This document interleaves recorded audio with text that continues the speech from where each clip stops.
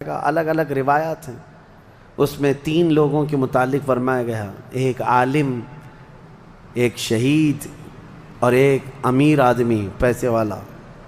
حالانکہ تینوں اچھے لوگ تھے دنیا میں۔ یہ جو امیر تھا بہت پیسہ بانٹتا تھا، اور یہ قاری قرآن تلاوت اچھی کرتا تھا، اور یہ شہید تو جنگ میں شہید ہوا تھا لڑ کر کے۔ تینوں کا حساب ہو رہا ہوگا۔ سب سے پہلے رب تبارک و تعالیٰ اس قاری قرآن کو بلائے گا، بتا تو قرآن کیوں پڑھتا تھا؟ وہ کہے گا میں نے تجھے اچھی آواز دی تھی، تو نے اس آواز کا کیا کیا؟ وہ کہتا ہے میں قرآن پڑھتا تھا بہترین انداز میں۔ رب تعالیٰ فرماتا ہے تو اس لیے پڑھتا تھا کہ لوگ تیری آواز کی تعریف کریں، کیا آواز ہے؟ اور لوگوں نے تعریف کر دیا، دنیا میں تجھے تیرا بدلہ مل گیا، یہاں قیامت میں کچھ نہیں، جاؤ جہنم میں۔ مالدار آئے گا، اس سے رب تعالیٰ فرمائے میں نے تجھے بہت مال دیا تھا، کیا کیا؟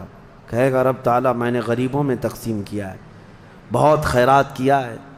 اللہ کریم فرماتا ہے کہ تو نے تو یہ نیت سے تقسیم کیا تھا نا کہ لوگ تجھے دیالو کہیں، سخی کہیں، تیری مال کی تعریف کریں، تو لوگوں نے تو وہ تعریف کر دی، دنیا میں جو تجھے ملنا تھا وہ مل گیا، تیری خواہش ہو گئی، یہاں کچھ نہیں۔ اسے بھی فرمایا جائے گا دوزخ میں ڈال دو۔ تیسرا جو شہید ہے اس کے لیے بھی رب تعالیٰ فرماتا ہے میں نے تجھے جوانی دی تھی، کیا کیا؟ کہا اے اللہ میں لڑتا رہا کافروں کے مقابل میں اور اپنی جان دے دیا۔ فرماتا ہے رب تعالیٰ کہ تو یہ سوچتا تھا نا کہ لوگ تیری بہادری کی تعریف کریں، لوگ تجھے بطل جلیل کہیں، مجاہد کہیں، تو یہ لوگوں کی تعریف سننے کے لیے کرتا رہا۔ اگر تیری یہی خواہش تھی اور لوگوں نے تیری تعریف دنیا میں بہت کر دی، اب یہاں تیرا کچھ نہیں ہے، اسے بھی دوزخ میں بھیج دیا جائے۔ یہ ریاکاری ہے۔ یہ پہلا حساب جن لوگوں کا ہونے والا ہے، یہ 3 لوگوں کے بارے میں حدیث پاک میں ہے۔ پھر میرے آقا صلی اللہ علیہ وسلم فرماتے ہیں قیامت کے میدان سے اس وقت تک کوئی پیر ہٹا نہیں سکتا جب تک اللہ 5 سوالات نہ کر لے۔ ان میں سے پہلا سوال یہی ہے کہ اللہ فرمائے گا میں نے تجھے جوانی دی تھی، تو نے کہاں خرچہ کیا؟ یہ ہر ایک کو بتانا پڑے گا، ہر ایک کو بتانا پڑے گا۔ اب آپ اپنی اپنی تیاری کر لو کہ کہاں کہاں خرچہ کیا، اللہ کو مجھے بتانا ہے۔ آج اگرچہ تم ہماری باتوں کی طرف توجہ نہیں کرو گے، کیئر نہیں کرو گے، لیکن ایک دن وہ آئے گا جب تمہیں اللہ کی بارگاہ میں کھڑے ہو کر اپنی جوانی کا پل پل بتانا ہوگا، وہاں کوئی چارہ نہیں ہوگا۔ وہی اب آیت کریمہ ہے وَسِيقَ الَّذِينَ كَفَرُوا إِلَى جَهَنَّمَ زُمَرًا حَتَّى إِذَا جَاءُوهَا فُتِحَتْ أَبْوَابُهَا وَقَالَ لَهُمْ خَزَنَتُهَا۔ کافروں کی جماعت کو فرشتے کھینچتے ہوئے دوزخ کی طرف لائیں گے۔ جب لایا جائے گا دوزخ کے کنارے، جماعت کی جماعتیں آ رہی ہوں گی۔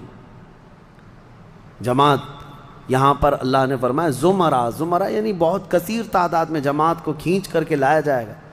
پھر دوزخ کے دروازے کھول دیے جائیں گے، فتحت ابوابها، دروازے کھول دیے جائیں۔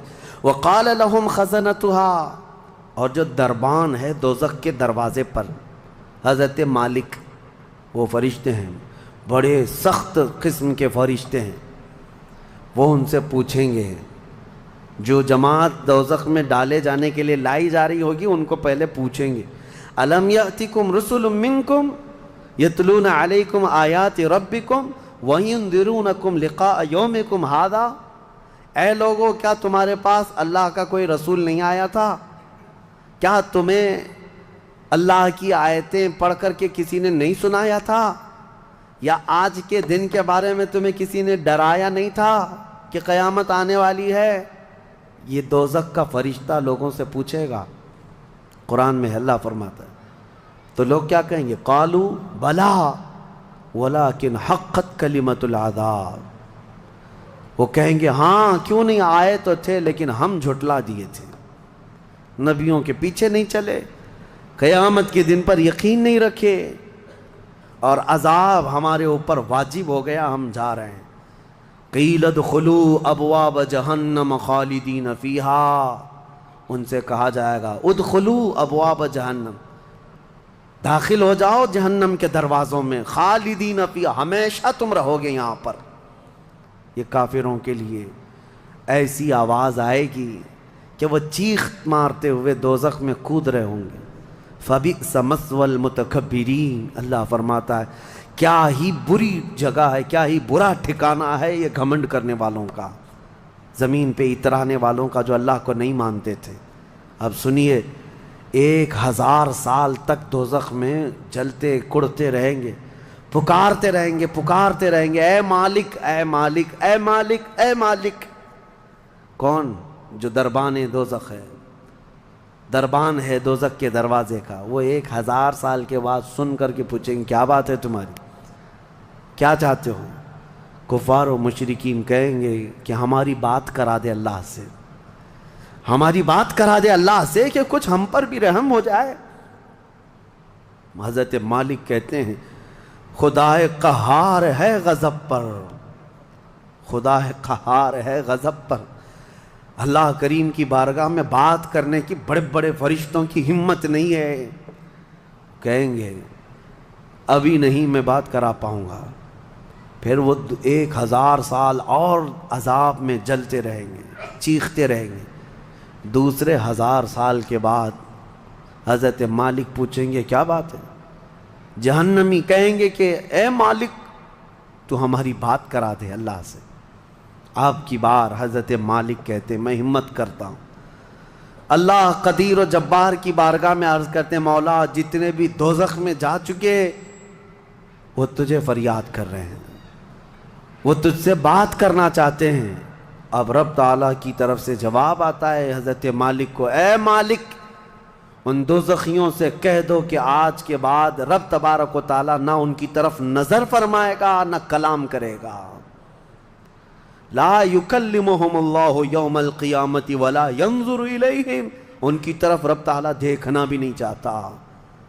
وہ قدیر و جبار خدا جب دنیا میں ہر دن بلا رہا تھا آجا میرے بندے میرے پاس، آجا میرے بندے میری طرف آجا، ففروا الی اللہ، اللہ کی طرف دوڑ پڑ، نہیں سنتا تھا، ایک دن بھی نہیں سنا۔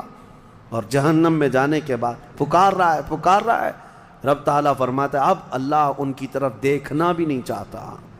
حضرت مالک جب یہ پیغام سنا دیتے ہیں اللہ کا، جہنم میں ایسی چیخ نکلتی ہے جہنمیوں کی کہ پورا جہنم ہلنے لگ جاتا ہے، کانپنے لگ جاتا ہے ان جہنمیوں کی چیخ سے، کہ اب ان کو کہہ دیا جاتا ہے خالدین فیہا، اب تم ہمیشہ کے لیے رہو گے یہاں پر۔ اسی لیے میرے عزیزو کفر کہ کہیں موت سے پہلے ایمان چلا گیا، کفر پر موت ہو گئی تو کیا ہوگا؟ پھر ہمیشہ کے لیے دوزخ کی سفارش ہوگی، نہ کوئی شفاعت ہوگی۔ شفاعت اور سفارش گنہگاروں کے لیے ہے، کافروں اور مشرکین کے لیے نہیں۔ قرآن میں اللہ نے فرمایا ان اللہ لا یغفر ان یشرک بہ ویغفر ما دون ذلک لمن یشاء، بے شک اللہ تعالیٰ اس کے ساتھ کیے ہوئے شرک کو اور کفر کو ہرگز معاف نہیں کرے گا، اور اس کے علاوہ جو کچھ بھی کیا ہے اللہ سب معاف کرے گا، کفر کو اور شرک کو معاف نہیں کرے گا۔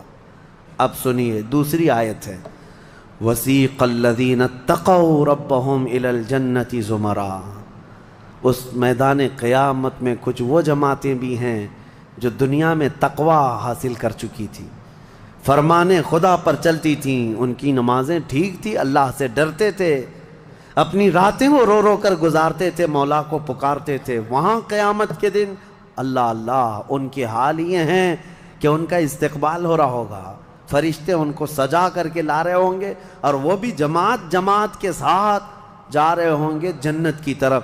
تو جیسی وہ پہنچیں گے فتحت ابوابہا، قرآن میں ہے 7 دروازے جنت کے ان کے لیے کھول دیے جائیں گے۔ یہ پرہیزگار لوگ ہیں، یہ تقوی والے لوگ ہیں۔ جیسے ہی جنت کے دروازے کھلیں گے وقال لهم خزنتها، وہاں پر بھی دربان ہے ایک، جنت کے دروازوں کا دربان وہ حضرت رضوان ہے علیہ السلام، وہ فرشتہ وہاں پر ہے، جنت کے دربان ہے۔ جیسے ہی یہ جماعتیں قریب پہنچیں گی دروازوں کے، کیا کہے گا دربان جنت؟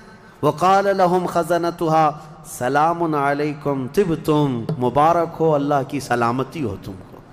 یہ جو ہم سلام کرتے ہیں نا السلام علیکم، یہ جنتی سلام ہے، یہ دربان جنت جو داروغہ ہے جنت کے دروازوں کا، وہ سلام کرے گا فرشتہ جو آ رہے ہیں جنت میں، سلام علیکم طبتم، مبارک ہو، خوش آمدید، اللہ کی سلامتی ہو، فادخلوہا، آ جاؤ جنت میں داخل ہو جاؤ، خالدین، ہمیشہ کے لیے، اب تم بھی یہاں سے نہیں جاؤ گے۔ اب ہمارے اس چھوٹی سی زندگی میں بتاؤ میرے عزیزوں، اب اندر جیسے ہی جنتی داخل ہوتے ہیں، کیسے سب سے پہلی نعمت کیا ملتی ہے جنت میں؟ اللہ اکبر، آپ کے لیے اور ہمارے لیے سیب ملے گا، انگور ملے گا، گوشت ملے گا کھانے کے لیے، کیا ملے گا میرے عزیزوں؟ سب نعمتیں اپنی جگہ پر، لیکن فرمایا گیا جنتی جیسے ہی جنت میں پہلا قدم رکھتا ہے محمد الرسول اللہ کھڑے ہوں گے، میرے آقا صلی اللہ تعالی علیہ وسلم ہوں گے اپنے امتیوں کے استقبال کے لیے۔